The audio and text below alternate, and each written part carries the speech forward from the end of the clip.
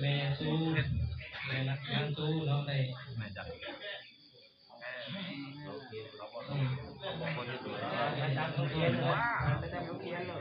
นางรอง1 ต้นข้าวจันทร์1 ต้นพอมั่นใจในเหตุต้นกระพือ1 ต้นแม่1 ต้นลูก1 ต้นพอเท่าพร้อมครอบครัวได้สร้างต้นกระพือได้สร้างเขาภาษาถึง1 หลังเนาะทานที่ท้องพร้อมครอบครัวต้นที่2ได้อุทิศถึงดวงวิญญาณของยาใบต้นที่3ได้อุทิศถึงดวงวิญญาณของพ่อเฒ่าเกลือผู้ล่วงลับไปแล้วเนาะพอออกเลขพร้อมครอบครัวได้สร้างต้นกระพึก1 ต้นให้แก่นางหนูรัตน์ผู้เป็นลูกพอออกอุดมพร้อมครอบครัวได้สร้างต้นกระพึกได้อุทิศถึงดวงวิญญาณของพ่อเฒ่าโสมต้นที่2ได้อุทิศถึงดวงวิญญาณของนาง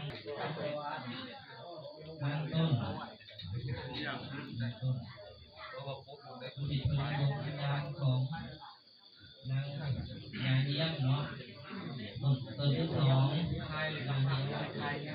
ต้นที่2ได้อุทิศถึงยาเหี้ยเกี่ยววิญญาณของยาเกี่ยวต้นที่3ได้อุทิศถึงที่แก่เจ้ากรรมนายเวรครอบครัวของทางด้วย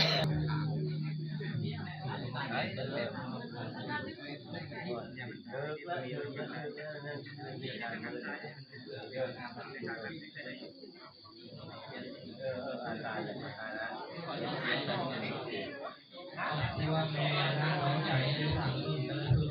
2 ต้นต้นที่ได้อุทิศถึงดวงวิญญาณของพระพุทธเป็นผู้เนาะต้นที่ครอบครัวอาจารย์ศรีวรรณวงศ์ในต้นสามต้น2 ต้น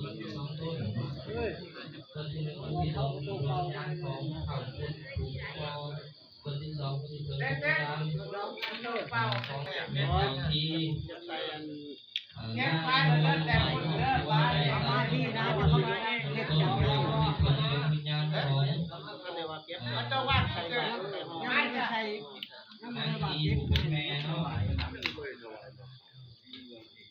นางคือได้ต้น2 ต้นได้อุทิศถึงดวงวิญญาณของพ่อเฒ่าสู้แม่เฒ่าพ่อเฒ่าไปนาง2ในเหตุต้นนาง4มาพร้อมได้ทำได้ต้นได้ห่อเนี่ยห่ออยู่ตรงเป็นใส่มันจะโตข้าวที่ลงใช้แล้วใส่เก็บจิกิใ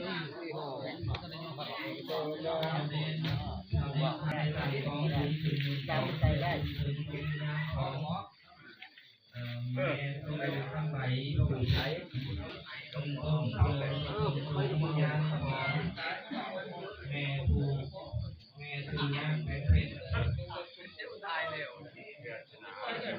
แม่ยุคในเหตุของดิน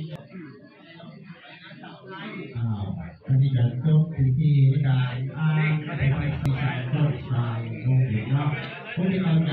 เข้ากันเนาะประธานในที่เป็นอ้างทางเจริญเนาะผู้ที่สามที่มาที่ที่งานของหลวงพ่อเนาะขออาบเจ้าเขาแล้วไว้ห่อนถึงเวลานี้เนาะประธานที่ได้งานตามหน้าของญาติโยมที่ได้ช่วยขอให้ทานเนาะ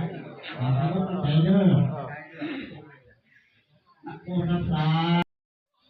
ขอเจริญศีลเจริญธรรมพ่อแม่พี่น้องที่เคารพทั้งหลายเพื่อน FC ที่นับถือทั้งหมดทั้งสิ้น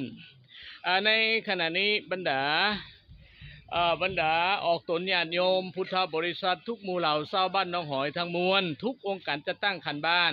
ได้พร้อมเพียงกันจัดตั้งบุญเทศกาลห่อข้าวประดับดินตอนเช้ามื้อนี้ก็ได้มีพิธีทำบุญใส่บาตรอยู่ที่วัดบ้านหนองหอยพี่น้องที่เคารพอยู่ที่วัดบ้านหนองหอย นะเดี๋ยวนี้ก็กำลังบิณฑบาตอยู่พี่น้องกำลังบิณฑบาตอยู่นะฉะนั้นนะบรรดาพ่อแม่พี่น้องชาวบ้านหนองหอยทุกครอบครัวเฮือนซาน10ห้อยน้อยใหญ่10หัวขาว20หัวดำเนาะต่างก็ได้พร้อมพากันเลียนแถวใส่ขบาทพี่น้องใส่ขบาทบ้านของยายปูค่อนข้างใส่ขบาทอยากสวยๆแน่พี่น้องสวยๆแน่นะฉะนั้นการทำบุญทุกปีการทำบุญประจำปีของพ่อแม่พี่น้องชาวบ้านหนองหอยเนาะก็